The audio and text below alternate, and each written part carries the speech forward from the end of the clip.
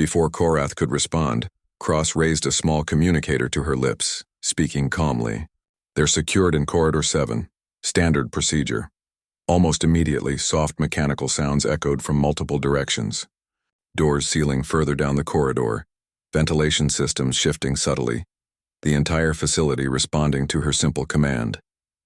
Issa felt a cold realization settle deep in her chest. This wasn't a hasty defense. This was a calm, practiced response, the kind only possible through extensive preparation and experience. Korrath, sensing his control over the situation slipping rapidly, ordered his team forward aggressively.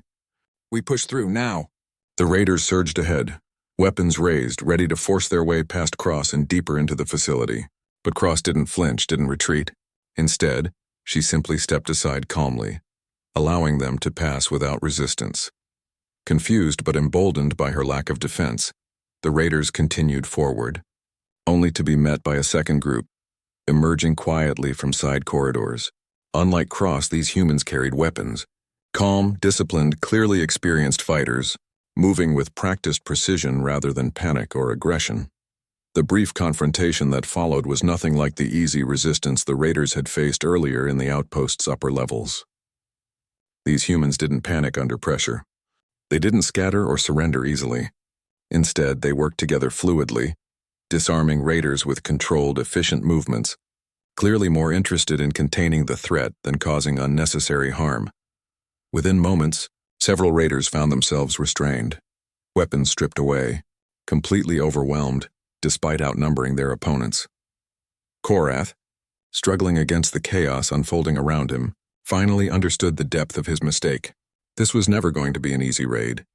This outpost had been built, deliberately disguised, specifically to deal with exactly this kind of situation.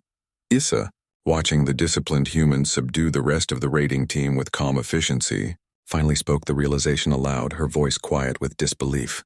"Commander, we didn't raid a weak outpost. We walked straight into a trap built for people exactly like us." Cross, still standing calmly nearby, allowed a faint, knowing smile. Most raiders figure that out eventually. Just usually, a little too late. As the chaos settled, the remaining raiders, including Korrath himself, found themselves surrounded.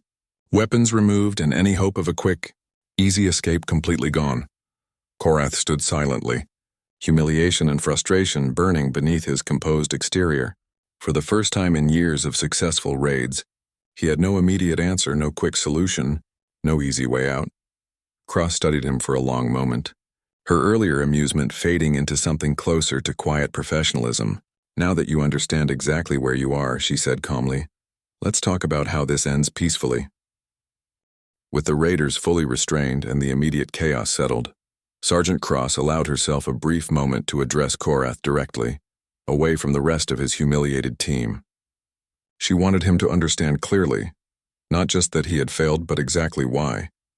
"You've raided outposts like this before," Cross said calmly, more statement than question. "Many times, I'd guess."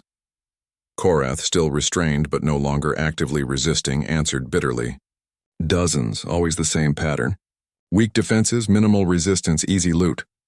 Cross nodded slowly, and it worked every time until now. Issa, standing nearby and listening carefully, finally spoke up, unable to hold back her own curiosity.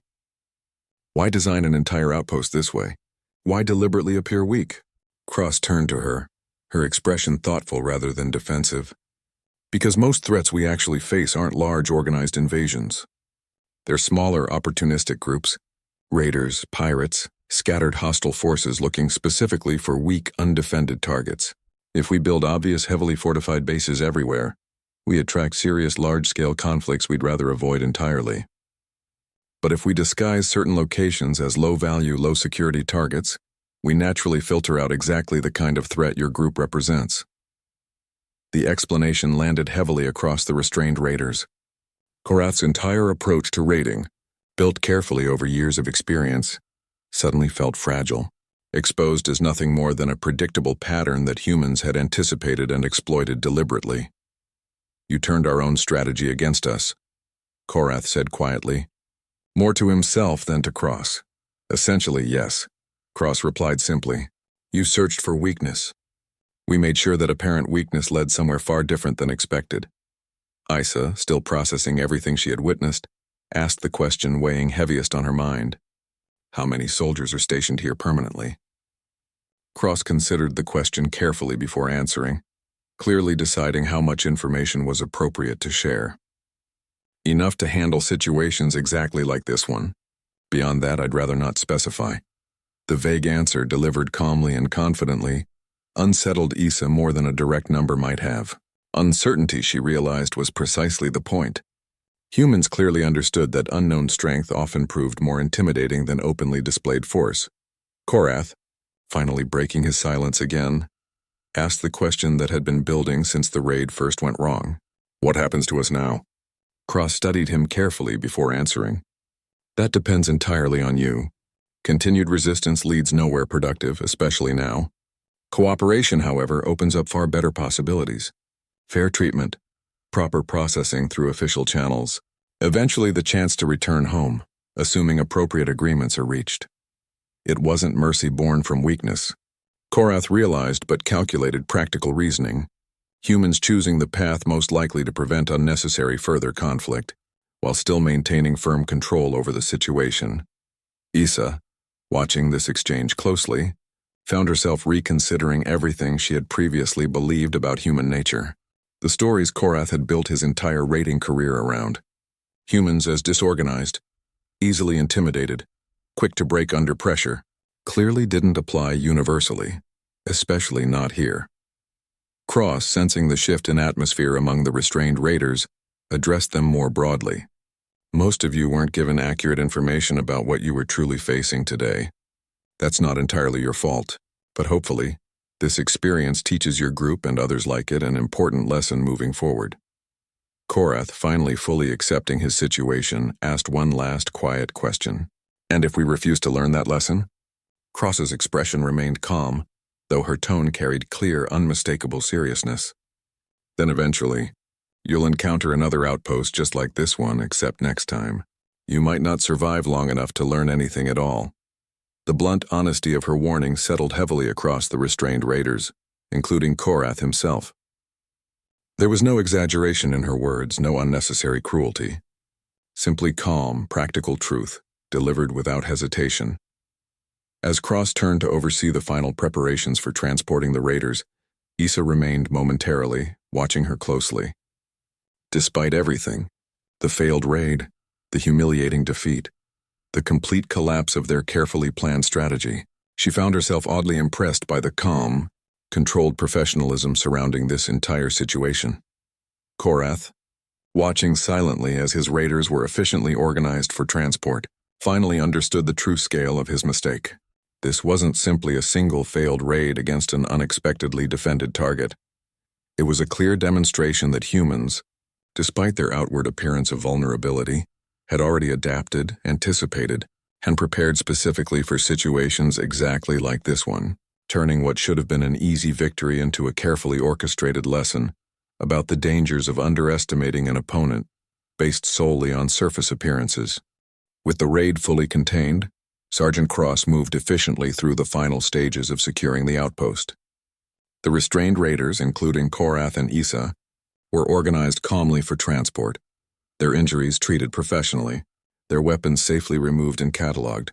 Korrath, walking quietly alongside the other restrained raiders, found himself unable to shake the weight of everything he had learned since stepping foot inside this outpost. Years of successful raiding built on a clear, reliable pattern of human vulnerability had collapsed entirely within a single, humiliating mission. As they approached the transport area, Korrath finally voiced the question that had been building since his earlier conversation with Cross. How many outposts like this one exist across human territory? Cross, walking calmly nearby, considered the question for a long moment before answering carefully. Enough that you should probably reconsider raiding human outposts altogether, at least not without far better intelligence than you had today. The answer, vague yet clearly confident, struck Korrath harder than any specific number could have. Uncertainty, deliberately maintained, had become one of humanity's most effective defensive strategies, keeping potential raiders constantly second-guessing which targets were truly weak and which were carefully disguised traps. Issa, walking quietly nearby, finally spoke up, addressing Cross directly. "Why explain any of this to us? Wouldn't it be simpler to let us remain ignorant?" Cross glanced toward her, her expression thoughtful. "Because ignorance leads to repeated mistakes. Maybe understanding exactly what happened here today prevents future raids, not just from your group, but others who might hear your story afterward." It was a calculated decision, Issa realized. Not mercy, not carelessness, but a deliberate attempt to discourage further attacks through clear, honest explanation rather than mystery or fear alone. As the raiders were finally secured aboard a transport vessel, Cross paused briefly near Korrath, addressing him one final time before stepping away. "For what it's worth, you handled the situation reasonably once things went wrong. No unnecessary casualties on either side.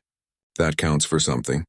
Korrath, surprised by this small, unexpected acknowledgement, simply nodded silently, unsure how to respond appropriately. Later, once the situation had been fully resolved, Cross returned to her office to file an official report regarding the incident. She summarized the raid calmly and clearly. Another opportunistic raiding group neutralized, minimal casualties, valuable intelligence gathered regarding raider tactics and assumptions about human vulnerability. She ended her report with a simple, direct statement, one that quietly became a common saying among soldiers stationed at similarly disguised outposts across human territory. They attacked a human outpost. They never found out who was inside. By the time they did, it was already too late to matter. As the transport vessel carrying Korrath and his defeated raiders departed Kessler 9, the outpost itself quickly returned to its quiet, unremarkable appearance. Simple buildings, minimal visible security, nothing outwardly suggesting the disciplined, experienced soldiers stationed carefully beneath its surface. Elsewhere across the galaxy, completely unaware of what had just unfolded at Kessler 9, another raiding group prepared for their next mission, studying scan reports, searching for weak undefended targets, confident in patterns built from years of previous successful raids. They had no way of knowing that somewhere out there, quietly waiting, disguised carefully behind ordinary appearances, similar outposts stood ready, prepared specifically for raiders just like them, who judged their targets based solely on surface appearances, without ever truly understanding what, or who, might actually be stationed inside. And so the quiet lesson learned at Kessler 9 remained mostly unknown, beyond a small circle of soldiers and command officials. A lesson destined to repeat itself elsewhere, again and again. Each time another overconfident raiding group discovered, often too late, that not every easy-looking target was truly as defenseless as it first appeared.